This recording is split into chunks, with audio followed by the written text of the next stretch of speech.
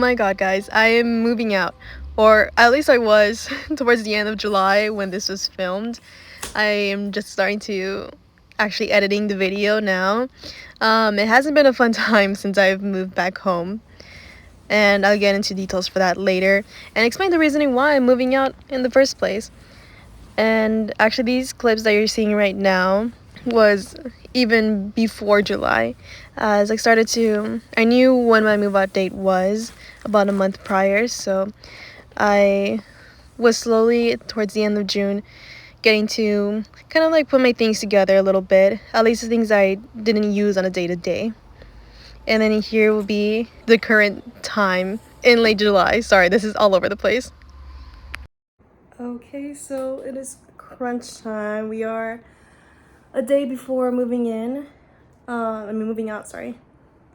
I have all day today, Sunday, and then until 5 p.m. tomorrow, which is the day that my landlord said that I would be moving out. She said around 5, but then I see a note on her table that says that's a note for her cousin, who's going to be the one actually checking me out because she's on a trip, saying that he should be here around 4.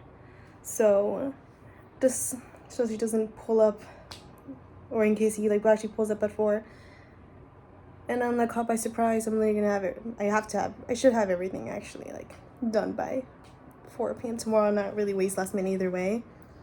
So yeah, I am currently sweaty right now and gross and not looking too good right now, but we are looking good in the progress of packing. 3 containers full, actually 4 if I'm counting this one. And then we're doing the last load of laundry for now, and I am taking out her trash.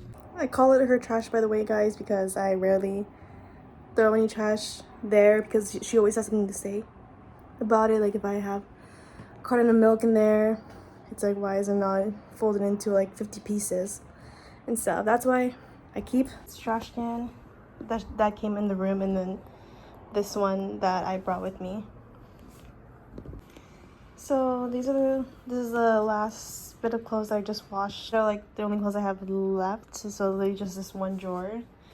So what I'm just gonna do is choose from this pile just one last outfit change for tomorrow, and kind of just set up my backpack here with all the things that I will need.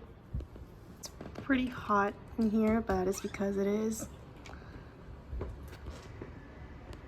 79 degrees. And you may ask, how come I don't change it?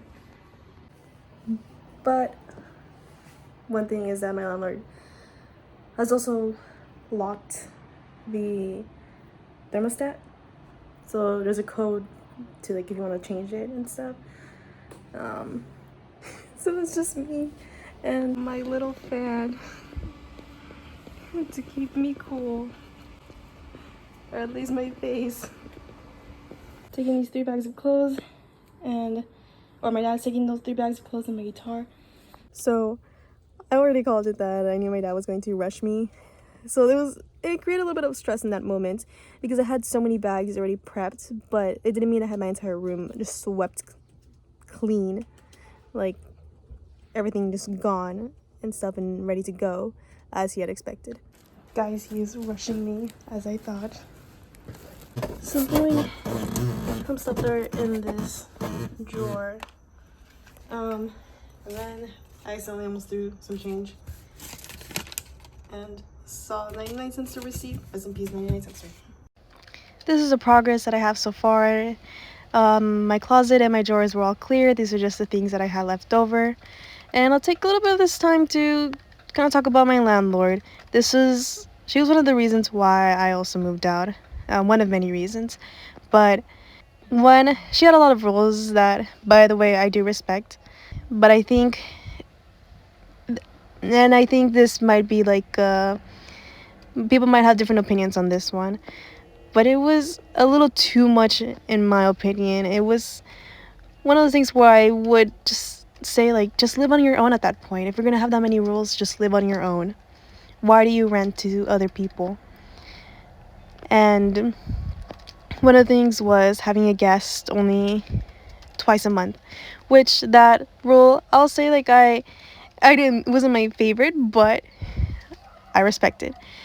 The cooking once a week was a little iffy, and doing your laundry every 2 weeks was also iffy. And she would have her guests sometimes even stay past like 2 a.m.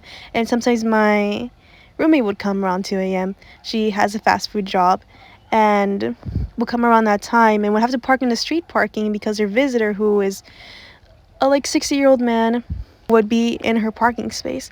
And she would say that my roommate had no right to that parking space because it wasn't in her contract, which, fair enough. But if I were in her shoes, I would have at least some sympathy to seeing a girl walk around at night at 2 a.m. from the streets to home, versus a 50 or 60-year-old man. That is just my opinion, though. That is one of many. And she would just say something like, well, then just change your schedule for the daytime. And it's like, you can tell that she's never worked in fast food before. I haven't ever worked in fast food, and I would even be able to have sympathy for my roommate. I wouldn't ask someone to just change your schedule. It's so difficult to do that. She's someone that has, I believe she has OCD. It's to a point where she doesn't want any drops of water at all around the sink faucet, which is insane because it's a sink. Again, that's just me. Having the like stovetop, I left like 2 or 3 grains of rice on accident one day, or at least my first day that I was cooking there, and she sent me a whole like 3-paragraph message about it the next day. Again, I respect it to an extent, but some of it sometimes it's over exaggerating. For me, I did have guaranteed parking in my contract because my room was smaller than my roommate, so it balances out the amount of rent that we pay. I honestly would have never noticed that her room was bigger, but anyways, the contract also says that I needed a 24-hour notice in advance that someone was going to take my parking space, such as one of her visitors. And sometimes she would tell me like, oh, actually I'm either going on a flight, and the person who's going to go on the flight with me is going to be taking one of your guys' parking spaces. And then me and my roommate would have to figure out who takes the one parking space that's left over. And then it's annoying. Or sometimes there'll be times when I come back from a long school or work day just to see a car in my parking space with absolutely no notice at all. And I think one of the instances that really made me mad was so she started putting the listing online, and someone was interested in seeing the room. She told me this hours before of the person coming, and at this point I already had a guest coming over too in just a few minutes from the time she had told me all of this. So I had to tell my guests like, oh, someone's going to be coming to see my room in like 2 hours, so we're probably gonna have to step out at some point. It's like, at least give me like a day notice. My room was already clean, so that wasn't my worry. It's just, you shouldn't be having to kick out your guest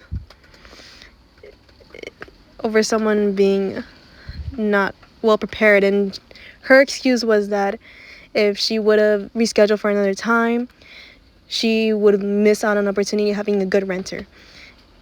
And on top of that, this person saw the room for themselves, and my landlord still asked me to take pictures from different angles and take a whole video from around the room, also from different angles, to send to this person. It's just, that frustrated me. I was really frustrated that day, I'll say that. And there's just many other things. I think that was just one of the things that I remember most.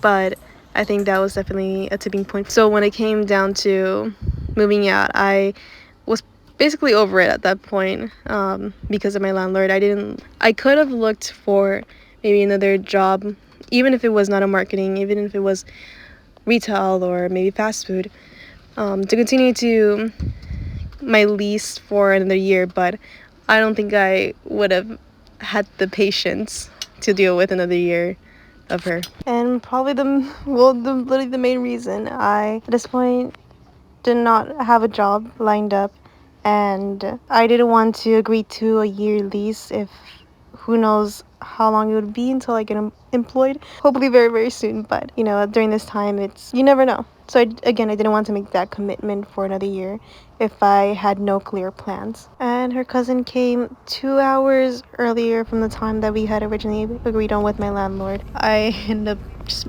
basically being rushed out. So I officially moved out. Her cousin came a lot earlier than the time that she had said, which is 5, and he came in here at 3. But on the bright side, I had already been basically done, except I just need like one more bag to put in. But I left just to go get some food because I thought I had enough time to like sit down and eat my food. Now we're just in the car, and at least I've gotten over with it. But like I said, I thought I had enough time. Thought I was just going to be able to sit down and kind of just take it in, you know, the moment. But it was just an abrupt quick and go. So yeah, now I'm just parked like right outside of the place. And I'll talk to you guys when I get home. I didn't actually get to record when I got back home, but I'll probably make a separate video explaining why my experience of moving back home has been not that great. But that it's definitely for another time. And I honestly don't know how to end this video because it really isn't the happiest of videos for me. But I will see you guys another time. Thank you so much for watching. I know this is a very long video.